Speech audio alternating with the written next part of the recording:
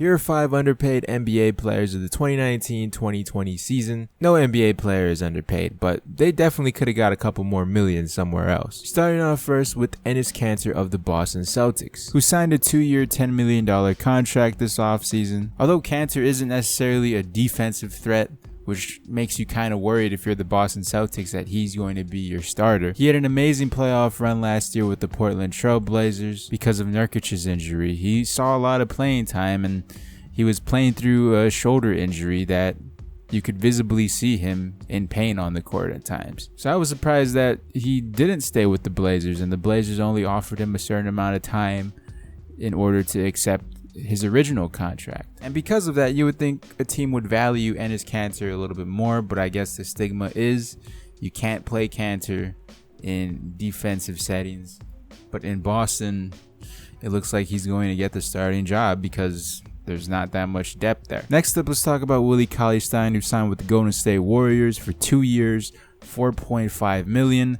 Out of all the players on this list, this one is by far the most craziest to me, simply for the fact how young he is and how much larger of a contract he could have warranted with any other team. He's by far the Golden State Warriors' best big, which is unfortunate because he's going to be hurt and miss like a month or so. But the stat line is even more impressive, averaging close to 12 points a game, 8 rebounds, 2 assists, 1 steal a game. Those type of stats can definitely earn you $10 million per year, if not more, if you're a young player like Willie is, because we've seen guys like Zubac and Maxi Kleber on the Dallas Mavericks get a $10 million contract for doing relatively less than this. So although the Warriors definitely aren't the powerhouse that they used to be, they retooled their roster amazingly, and especially for the prices for guys like Willie CauleyStein. And the next guy we'll be talking about, Kevon Looney, who signed back with the Warriors this offseason for 3 years, $15 million, $5 million per year or so. Was hurt throughout like the entirety of the playoffs, but played through it. And then in the finals, like broke his ribs or something and came back like the next game. Luckily, the Warriors re-signed him and didn't pull the Portland Trail Blazers on him like they did for Kanter. He's coming off of his 4th year, and usually in those types of situations, players like him get an offer that their original teams really can't afford to keep. So it's good to see the Warriors have him back, especially on such a cheap contract, because they definitely need some depth at the big position. Which leads us into talking about Kelly Oubre, who just signed a 2-year extension with the Phoenix Suns for $30 million. And that's absolutely crazy that the Suns didn't lock him up for a 4-year, 5-year long-term contract, and that any other team didn't offer him much more money, much longer term.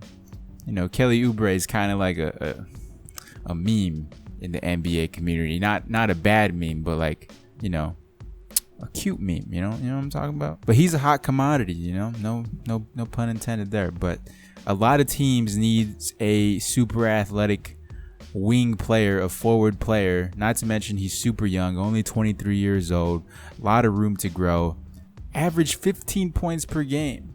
You know, when he got to Phoenix, he was almost averaging 17. Mind you, they're the Phoenix Suns, but a player like Kelly Oubre definitely deserves to get paid.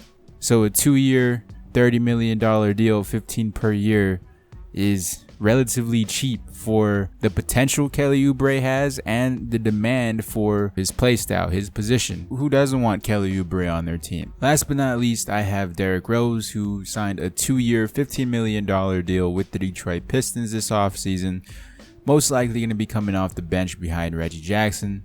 I said this in my other video, most likely may start as well, considering their starting point guard is Reggie Jackson. So Rose had a resurgence in his career last year with Minnesota, averaging 18 points a game, and was a sneaky contender for a 6th man of the year if he just played more than 50-something games. With the Pistons being essentially god-awful every single year for the past few years now, Blake Griffin had to carry him a lot last year, and I'm not saying Derrick Rose is going to go back to MVP form. You know, every time Derrick Rose scores like 20 points a game, oh man, Derrick Rose, he's finally back, MVP Rose. I'm not one of those types of people, but he is, if he stays healthy, can be a solid rotational player for any playoff team And I understand the lack of commitment for signing Rose to a long-term contract just because injury history, but for the production that he puts out on the court, $7 million per year